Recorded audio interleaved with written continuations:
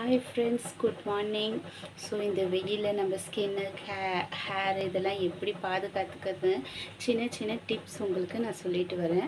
அந்த வகையில் பார்த்தீங்கன்னாக்கா இன்றைக்கி ரொம்ப எளிமையாக தாங்க நம்ம வீட்டில் கிடைக்கிற ஒரு சின்ன ஐட்டம் தான் இது. ஜென்ட்ஸ் போடணும் அப்படின்னு இல்லை, லேடிஸ் போடணும் அப்படின்னு இல்லை, ரெண்டு பேருமே யூஸ் பண்ணலாம். ஆனால் ரெகுலராக யூஸ் பண்ணுங்கள், வேறு ஒன்றும் இல்லைங்க. அதுதான் இந்த தக்காளி. ஸோ நம்ம வீட்டில் தக்காளி எப்போவுமே இருக்கும். சமைக்கிற டைமும் சும்மா சின்ன பீஸ் எடுத்துக்கோங்க.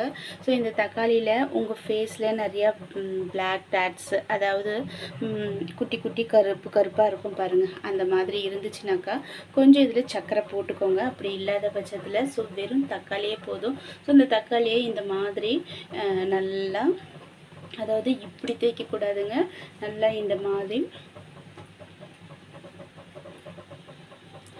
மாதிரி நல்லா ரோட்ரி டைப்பில் நல்லா தேய்ச்சிக்கோங்க. கண்ணு,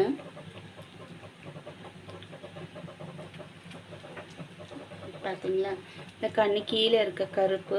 ஸோ இதில் இருக்க விட்டமின் சி ரொம்பவே நமக்கு ஸ்கின்னுக்கு ரொம்ப எனர்ஜெட்டிக்கானதுங்க. அதாவது ஸ்கின்னில் விழுற சுருக்கம், பிளாக்கு, அதுவும் இல்லாமல் ஸ்கின்னுக்கு ஒரு தனி புத்துணர்ச்சியை கொடுக்கும்.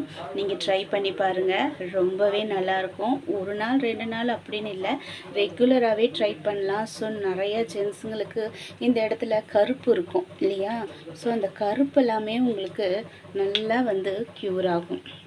ஆமாங்க, எது நீங்கள் போட்டாலும் இந்த மாதிரி ரோட்ரி டைப்பில் நீங்கள் போடுங்க. அப்புறம் ஸ்கின் மேல் நோக்கி நம்ம எடுக்கிறப்போ உங்களுக்கு நல்லா அது ஸ்கின் செட்டில் ஆகும். பாருங்கள், இந்த மாதிரி எல்லாம் சொல்லுவாங்க ஜூஸ் எடுத்துகிட்டு அதை அப்ளை பண்ணுங்க போதும்னுவாங்க. அது பண்ணலாம். ஆனால் அதை விட இந்த மாதிரி நீங்கள் மசாஜ், இது மூலியமாகவே நீங்கள் மசாஜ் கொடுத்துக்கலாம். ஸோ நீங்கள் டெய்லி பண்ணிவிட்டு வாங்களே, ஒரு வாரத்துலேயே உங்களுக்கு நல்ல வித்தியாசம் தெரியும். பாருங்கள், ஃபஸ்ட்டு நான் போட்டப்போ எப்படி இருந்தது, இப்போ நான் இதை தேய்க்கிறப்போ என்னோடய ஸ்கின் பாருங்கள் எவ்வளோ நல்லாயிருக்கு.